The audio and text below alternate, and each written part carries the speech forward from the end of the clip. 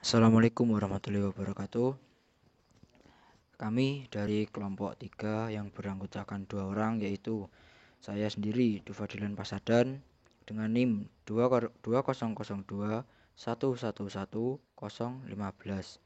dan rekan saya Wahyu Fitrotunisa dengan NIM 2002111003. Di sini saya perwakilan dari kelompok 3 akan membacakan presentasi kelompok kami, yaitu asam basa dan elektrolit non-elektrolit. Yang pertama, bab 1, pendahuluan, latar belakang. Asam dan basa merupakan zat yang mudah serta cepat dipahami dan diteliti dalam larutan. Larutan adalah campuran homogen dari 2 macam zat atau lebih. Larutan dapat berupa larutan elektrolit dan larutan non-elektrolit. Di dalam larutan terkandung suatu zat, yaitu asam dan basa, yang merupakan penghasil dan pendukung suatu larutan. Asam dan basa merupakan 2 golongan zat kimia yang sangat penting dalam kehidupan sehari-hari. Berkaitan dengan sifat asam dan basa, larutan dikelompokkan dalam 3 golongan, yaitu bersifat asam, bersifat basa, dan bersifat netral. Beberapa larutan memiliki kemampuan menghantarkan arus listrik. Larutan ada yang dapat menghantarkan arus listrik dan ada yang tidak. Contoh larutan yang dikenal adalah larutan air garam, larutan air gula, dan lain-lain. Dari sinilah dilakukan penelitian terhadap beberapa larutan tersebut dan untuk mengetahui kemampuan menghantarkan arus listrik. Dan larutan yang akan diuji kali ini adalah larutan garam, larutan gula, alkohol, cuka, sabun mandi, sampo, perasan jeruk, dan lain-lain. 1.2 Rumusan masalah. Bagaimana pengertian asam dan basa menurut para tokoh? Apa saja kekuatan asam dan basa? Apa saja macam-macam indikator asam dan basa? Bagaimana tentang reaksi asam dan basa? Bagaimana cara menghitung pH larutan asam basa? Apakah definisi larutan elektrolit dan non-elektrolit? Apakah sumber ion yang ada di dalam larutan elektrolit? 1.3 Tujuan. Mengetahui pengertian asam dan basa menurut para tokoh, mengetahui kekuatan asam dan basa, mengetahui macam-macam indikator asam dan basa, mengetahui tentang reaksi asam dan basa, mengetahui cara menghitung pH larutan asam dan basa, mengetahui definisi larutan elektrolit dan non-elektrolit, mengetahui sumber ion yang ada di dalam larutan elektrolit. Bab 2 Pembahasan. 2.1 Pengertian asam dan basa menurut para tokoh. A. Teori Arrhenius. Asam sama dengan zat yang dapat melepaskan OH- jika dilarutkan dalam air. Contoh HCl, H plus Cl-. Basa sama dengan zat yang dapat melepaskan OH- jika dilarutkan dalam air. Contoh NaOH, Na plus OH-. B. Teori Bronsted-Lowry. Asam sama dengan zat yang memberikan H+ atau donor proton. Sedangkan basa zat yang menerima H+ atau akseptor proton. Pada teori ini ada istilah pasangan asam basa konjugasi. Asam konjugasi sama dengan suatu senyawa di bagian produk kanan yang bertambah satu atom hidrogennya H dari reaktan kiri.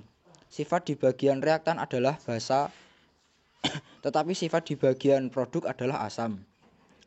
Contoh asam H+ plus basa konjugasi.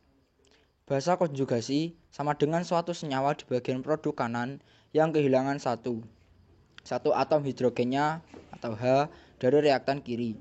Sifat di bagian reaktan adalah asam, tetapi sifat di bagian produk adalah basa. Contoh basa plus H+ sama dengan asam konjugasi. Teori Lewis. Asam sama dengan zat yang menerima PeB atau pasangan elektron bebas. Contoh H+, kation logam, senyawa yang melibatkan unsur golongan 3A, biasanya Lewis kuat. membentuk ikatan kovalen koordinasi. Basa sama dengan zat yang memberi PeB atau pasangan elektron bebas. Contoh, OH-, atom dan ion dari golongan 5A sampai 7A. Kekuatan asam dan basa. Asam kuat dan basa kuat. Asam kuat HCl atau asam klorida, asam sulfat atau H2SO4, asam nitrat atau HNO3, asam bromida atau HBr, asam iodida atau HI, asam klorat atau HClO3. Yang terakhir asam perklorat atau HClO4. Kemudian basa kuat. Basa kuat yang pertama lithium hidroksida atau LiOH, natrium hidroksida atau NaOH, kalium hidroksida atau KOH, berilium hidroksida atau BeOH2, magnesium hidroksida atau MgOH2, kalsium hidroksida, barium hidroksida, dan aluminium hidroksida. Asam lemah dan basa lemah. Asam asetat, asam fosfat, asam fosfit, asam nitrit, asam format, asam sitrat atau C6H8O7, asam fluorida, asam karbonat, asam sianida, asam borat, asam silikat, asam hipoklorit, asam osaklat, asam benzoat atau C6H5COOH, sulfit, asam sulfida, asam hipoklorit, asam arsenit, asam arsenat, asam laktat, asam antimonit, asam antimonat, asam sitrat, dan masih banyak lagi. Basa lemah yaitu amonium hidroksida, metil hidroksida, besi hidroksida, besi 3, besi 2 hidroksida, karbosium hidroksida, nikel hidroksida, seng hidroksida, kadmium hidroksida, bismut hidroksida atau BiOH3, perak hidroksida atau AgOH, emas golongan 1, maksudnya hidroksida atau AuOH, emas golongan 3 hidroksida, tembaga golongan 1 hidroksida. 2.3 Indikator asam dan basa. Indikator asam dan basa dibagi menjadi 5, yaitu yang pertama kertas lakmus, yang kedua indikator alami, larutan indikator, pH meter, dan yang terakhir indikator universal. 1. Reaksi netralisasi asam plus basa, garam plus air. M1 dikali V1 dikali A sama dengan M2 dikali V2 dikali B. 2. Reaksi pengenceran asam plus air atau basa atau plus air. M1 dikali V1 sama dengan M2 dikali V2. 3. Campuran sesama larutan asam atau basa. Campuran sesama larutan asam yaitu H plus sama dengan V1 dikali H plus 1 ditambah V2 dikali H plus 2 atau V1 ditambah V2. Campuran sesama larutan basa. OH sama dengan V1 dikali OH1 ditambah V2 dikali OH2 atau V1 ditambah V2. Rumusan asam atau basa kuat.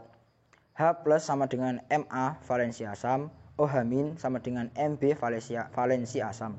pH sama dengan min log H plus, POH sama dengan min log OH-, pH sama dengan PKW min POH sama dengan 14 min POH.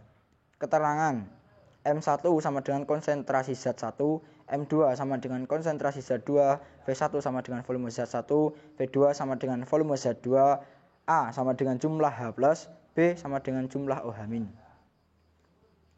2.6 Titrasi asam basa. Titrasi asam basa adalah proses penentuan kadar suatu larutan basa dengan larutan standar asam yang diketahui konsentrasinya atau sebaliknya.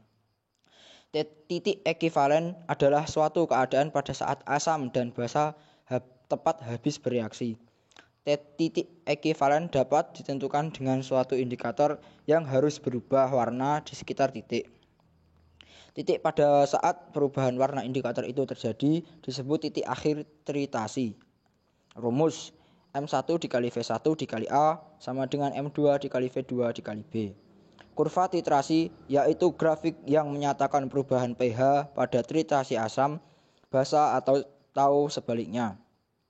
Bentuk kurva bergantung pada kekuatan asam dan basa yang direaksikan. 2.7 Asam basa dalam aplikasi asam basa dalam kehidupan sehari-hari. Asam sulfat sama dengan asam sulfat digolongkan ke dalam asam kuat yang sangat korosif. Status asam sulfat saja dapat membuat kulit kita berlubang. Asam ini dapat kita temui dengan mudah walaupun tidak dalam bentuk murni, yaitu pada aki kendaraan. Yang kedua yaitu natrium hidroksida. Sabun mengandung bahan utama natrium hidroksida.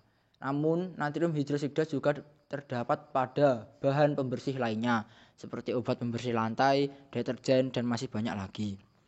Yang ketiga magnesium hidroksida. Digunakan untuk menetralisir asam lambung atau norit atau antacid. MAH terjadi karena asam lambung yang tinggi karena adanya stres, makanan yang dikunyah dengan tidak baik, makan terlalu cepat, dan sebagainya. Ketika asam lambung mengenai saraf mukosa di saluran pencernaan saraf tersebut akan mengirim sinyal rasa sakit kepada otak dan dari situ bisa tahu bahwa asam lambung kita sedang tinggi. Yang terakhir yaitu asam laktat. Asam laktat diperoleh dari bakteri Lactobacillus bulgaricus yang memproduksi asam laktat yang berfungsi untuk mengawetkan susu serta mendegradasi laktosa sehingga aman dikonsumsi oleh orang yang alergi terhadap susu. Pada tubuh juga menghasilkan asam laktat. Asam inilah yang membuat kelelahan ketika berolahraga atau melakukan pekerjaan yang berat. Ketika kekurangan oksigen untuk menunjang energi yang dibutuhkan, sel otot akan memproduksi asam laktat. 3.1 Pengertian larutan elektrolit dan non-elektrolit. Larutan elektrolit adalah suatu zat yang menghantarkan arus listrik sebab memiliki ion-ion yang bergerak bebas di dalam larutan tersebut. Larutan non-elektrolit adalah larutan yang tidak dapat menghantarkan arus listrik dengan memberikan gejala berupa tidak ada gelembung dalam larutan atau lampu tidak menyala pada alat uji. 3.2 Jenis larutan. Elektrolit kuat menghasilkan banyak ion molekul netral dalam larutan hanya sedikit atau tidak sama sekali. Terionisasi sempurna atau sebagian besar terionisasi sempurna. Jika dilakukan uji daya hantar, gelembung gas yang dihasilkan banyak dan lampu menyala. Penghantar listrik yang baik. Derajat ionisasi sama dengan 1 atau mendekati 1. Contoh garam dan asam kuat, basa kuat. Elektrolit lemah menghasilkan sedikit ion. Molekul netral dalam larutan banyak, terionisasi hanya sebagian kecil. Jika dilakukan uji daya hantar listrik, gelembung gas yang dihasilkan sedikit, lampu tidak menyala. Penghantar listrik yang buruk, derajat ionisasi mendekati 0. Contoh asam lemah seperti C2O3, CH3PO4, CH3COOH, dan EHCN. Basa lemah seperti AlOH3, NH4OH, dan FeOH3. Non-elektrolit tidak menghasilkan ion, semua dalam bentuk molekul netral dalam larutannya, tidak terionisasi jika dilakukan uji daya listrik, tidak menghasilkan gelembung dan lampu tidak menyala. Contoh urea atau CONH2, sukrosa atau C12H22O11, etanol C2H2OOH, serta glukosa C6H12O6. 3.3 Sumber ion dalam larutan elektrolit. Ion timbul berasal dari dua sumber, yaitu senyawa ion adalah senyawa yang terbentuk melalui ikatan ion. Contohnya NaCl, CaCl, AlCl3, MgF2, LiF9. Sebagian besar berasal dari garam. Senyawa kovalen polar adalah senyawa melalui ikatan kovalen yang bersifat polar atau memiliki perbedaan keelektronegatifan yang besar antar atom. Contohnya HCl, NaOH, H2SO4, H3PO4, HNO3, BaOH2 berasal dari asam dan basa. 3.4 Aplikasi larutan elektrolit di kehidupan sehari-hari. 1. Dalam tubuh manusia, larutan elektrolit bermanfaat untuk melancarkan berbagai mekanisme di dalam tubuh, termasuk metabolisme. 2. Larutan elektrolit dalam bentuk oralit atau minuman isotonik bisa menggantikan ion tubuh. 3. Larutan garam dapur juga merupakan elektrolit, bermanfaat untuk menambah rasa makanan dan memenuhi kebutuhan mineral. 4. Air acu untuk menghasilkan listrik pada kendaraan bermotor atau mesin lainnya. 5. Air jeruk untuk menyegarkan tubuh dan menyembuhkan berbagai penyakit. 6. Gula. Gula adalah suatu karbohidrat sederhana yang menjadi sumber energi dan komoditi perdagangan utama. Gula paling banyak diperdagangkan dalam bentuk kristal, sukrosa padat. Gula digunakan untuk mengubah rasa menjadi manis dan keadaan makanan atau minuman. Gula sederhana seperti glukosa yang diproduksi dari sukrosa dengan enzim atau hidrolisis asam, menyimpan energi yang akan digunakan oleh sel. 7. Urea. Senyawa ini pada umumnya digunakan sebagai pupuk di bidang pertanian. 8. Alkohol. Dalam kehidupan sehari-hari digunakan sebagai pelarut, obat-obatan, dan bahan bakar. Alkohol 70% bisa digunakan untuk disinfektan. Larutan iodium adalah alkohol atau iodium tincture. Digunakan sebagai obat luka. Oke, selanjutnya akan disajikan video demonstrasi pengaplikasian asam basa dan juga pengaplikasian larutan elektrolit dan non-elektrolit. Saya Wahyu Victor Tunisa, NIM 2002111103. Di sini saya akan melakukan uji larutan asam basa dengan menggunakan kertas lakmus. Ada bahannya gelas aqua, larutan cuka, larutan jeruk, dan larutan kunyit. Dan kemudian kertas lakmus.